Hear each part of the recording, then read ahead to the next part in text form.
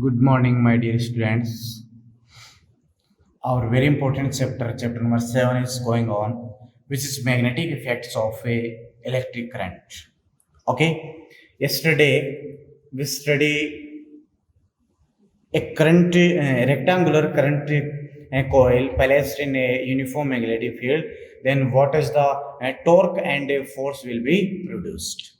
Okay, on the basis of that phenomena, today we discuss a new topic, which is galvanometer.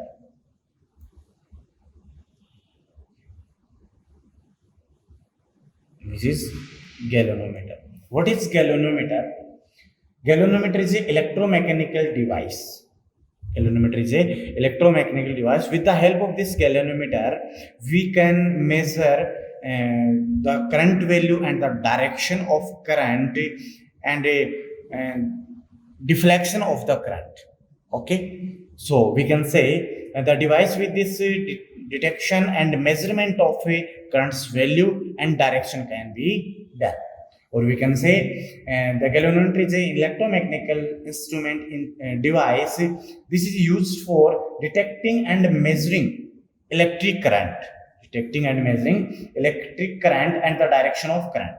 Or we can say for measuring small current we use galvanometer. Small current means for microampere range, current of microampere range. So we can say micro ampere range of current we measure from this galvanometer. Okay, so this is a galvanometer. What is the principle? Now, principle of a galvanometer.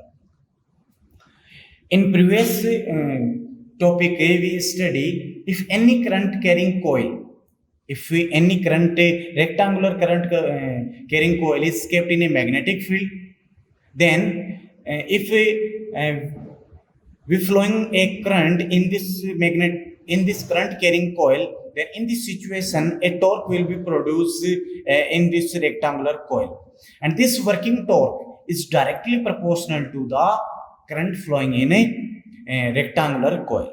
Okay, so this is the principle. Again repeat, if any current carrying coil is kept in a magnetic field, then in this situation the working torque means tau is directly proportional to the current flowing through this current carrying a loop or a coil. This is the principle of a galvanometer. Here galvanometer are of two types. First is moving coil galvanometer. First is moving coil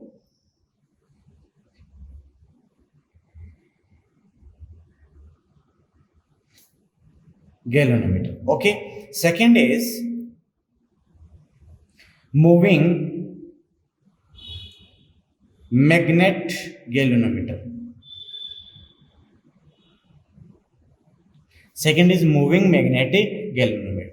Okay, only first type of galvanometer are in our syllabus. So first moving coil galvanometer.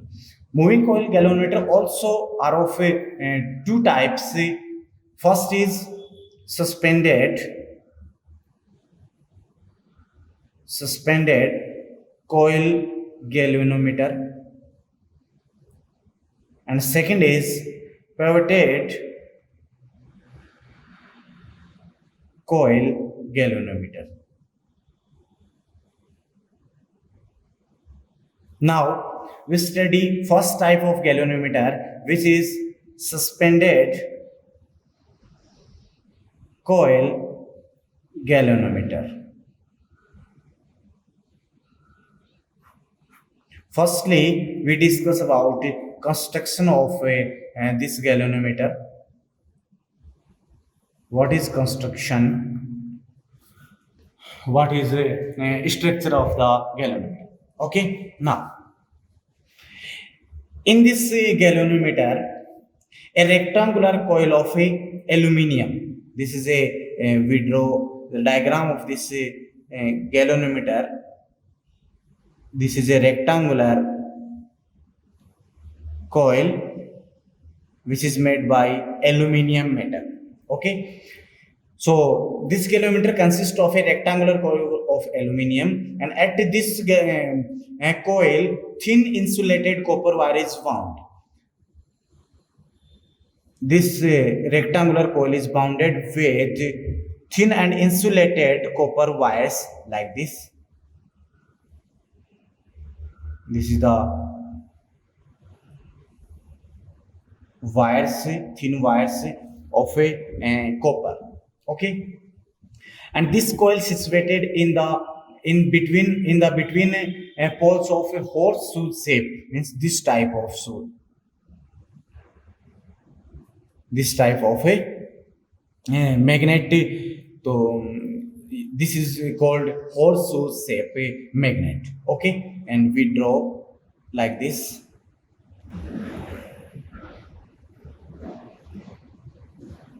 This is the horseshoe magnet.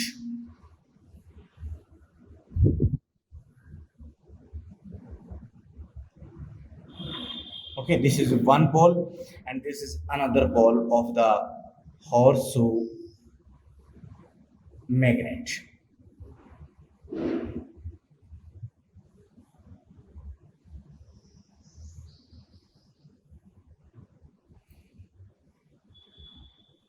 This is one pole of the horseshoe magnet is this, and another pole of it this. Now, a soft iron rod, is placed inside this rectangular coil. This spherical soft iron rod. This is placed in the rectangular coil, and the upper end of this coil is suspended with this phosphor bronze wire, and this phosphor wire is connected with this torque, and we can say this is screw. Okay, rotational screw, and this screw is connected with a terminal T1, and a spherical plane mirror is attached with this phosphor bronze wire on this, and a lower end of this rod is connected with a spring, elastic spring, and this spring is connected with terminal T2. Okay, this is our suspended coil galvanometer. Okay, so this is terminal and this is screw. Okay, this phosphor bronze wire, and this is plane mirror. This is plane mirror, and this is rod. Okay, and this is rectangular coil. This horseshoe magnet. This is spring, and this terminal T1 or this terminal T2.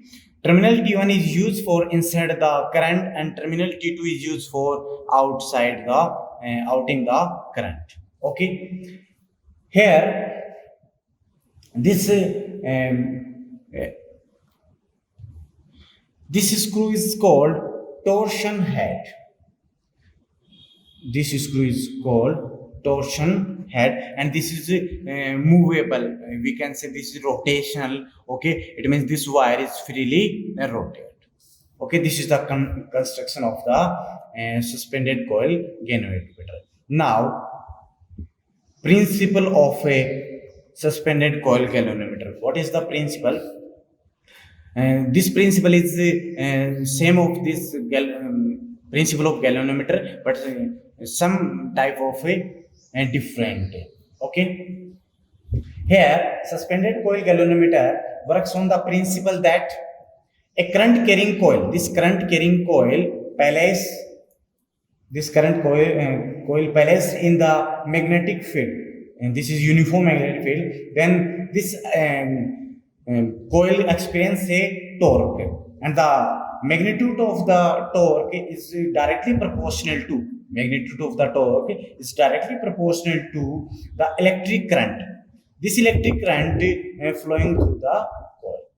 Okay, The magnetic torque tends to rotation the coil. It means due to this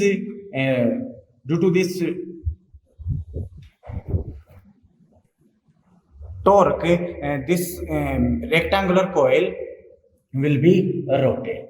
Okay, now we determine principle of this galvanometer. For this, suppose that if any instant t, the vector area is represented by a vector. So vector area of this rectangular coil of the coil makes an angle theta with the magnetic field b vector. It means at any instant the angle between vector area of the coil and magnetic field is theta. Then in this situation magnetic torque, according to previous topic, magnetic torque tau is equals to this is right by tau deflection is equals to NIAB sine theta. Here n is the number of turn in a rectangular coil, I is the current which is flowing through the rectangular coil, A is the area vector of the coil, B magnetic field, and theta is the angle between A vector and B vector. This equation number 1. Okay, due to this tau deflection, the coil gets deflected from its initial state, from its equilibrium position. It means this type of, if the current flowing through this a rectangular coil, then this tau is produced. Then due to this tau, this coil is rotated. It means this coil gets deflected from the equilibrium position and start rotating. Okay, in this situation, a twist produced in this phosphor bronze wire and this spring. Then in this condition, a torque will produce another torque start working on the coil. Okay, and this torque is called restoring torque. This called is torque, restoring torque. It means this is tau r. Okay, here suppose that phi is the deflection. Here suppose that phi is the deflection in this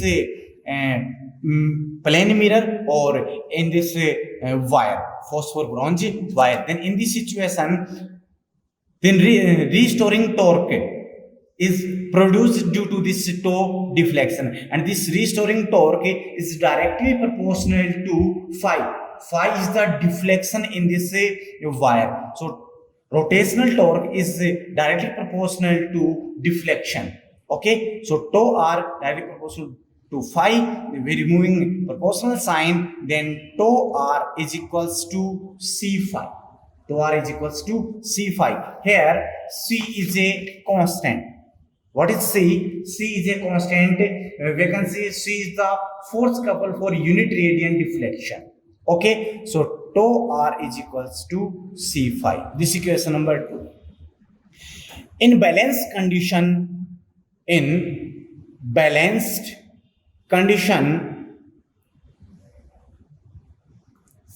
tau deflection is equals to tau r.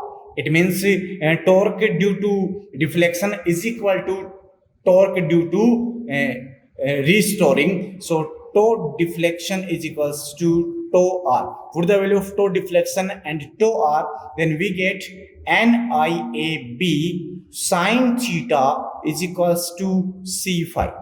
Okay, here theta is the angle between A vector and B vector. Okay, we take the magnetic field in the coil is always taken in the radial direction. It means in this radial direction, theta is equals to 90 degree, and we know that sine 90 is equals to 1. So NIAB is equals to c phi. From this equation, I is equals to c upon NAB or into phi. Okay, here C is the a constant, and n number of turn in a rectangular coil. This is also constant. A is the area vector of the coil. This is also constant quantity, and B. Here B is magnetic field which is constant. It means C upon NAB is a constant term, and which is equals to, suppose, K. So I is equals to K phi, and this K is a constant which is called the reduction factor of the galvanometer.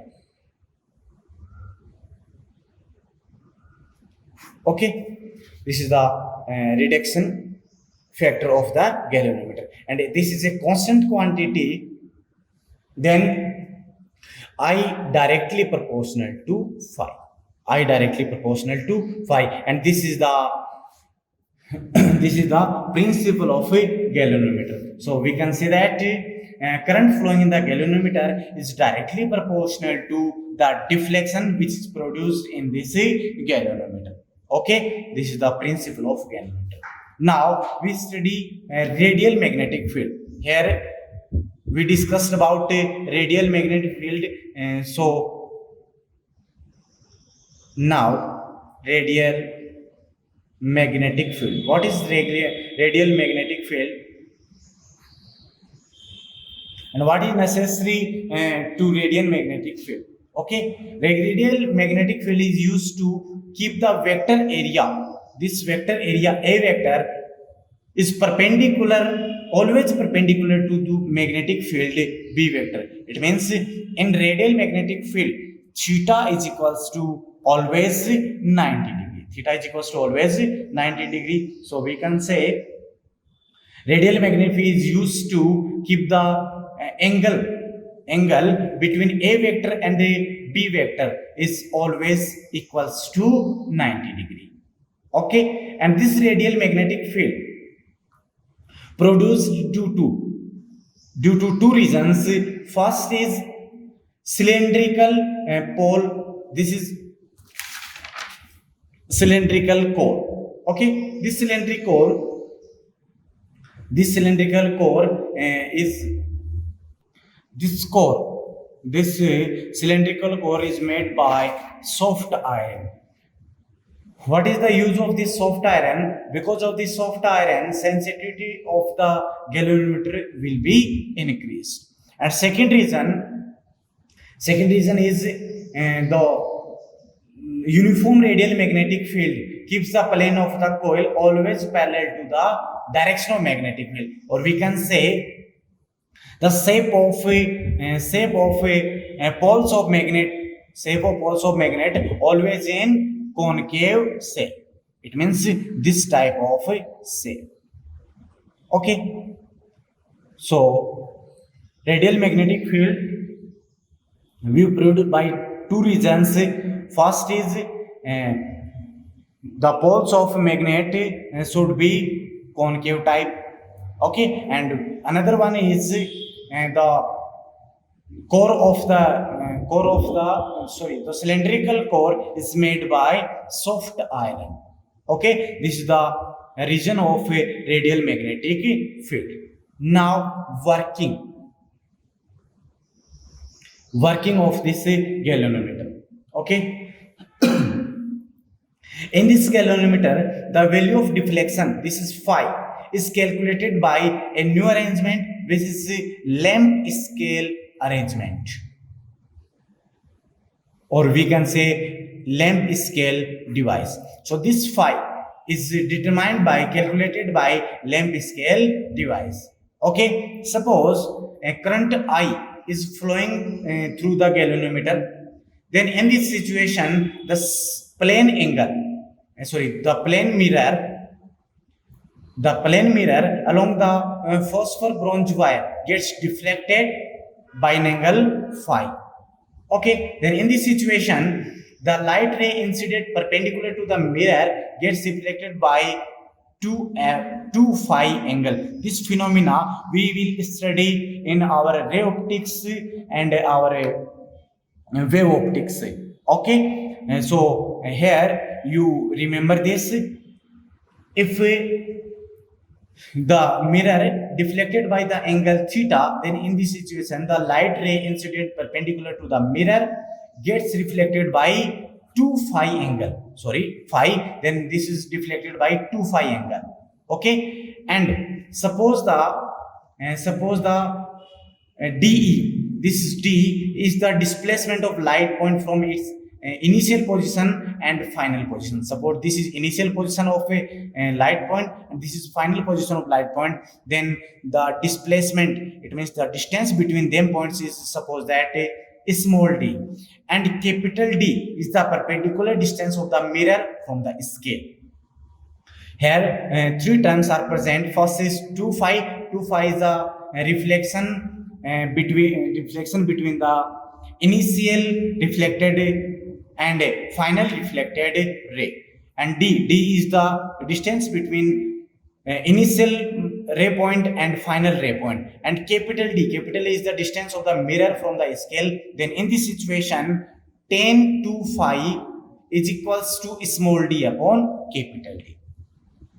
Because of tan is equals to perpendicular upon base. So from this equation, we can write tan 2 phi is equals to d upon capital D. Or we know that when 2 phi, it means theta is very small, then in this situation, sin theta and tan theta approx equals to theta. Here 2 phi is very small, then in this situation, tan 2 phi approx equals to 2 phi. Then put the value of this equation in this equation, then 2 phi is equals to small d upon capital D. So phi is equals to d upon 2d.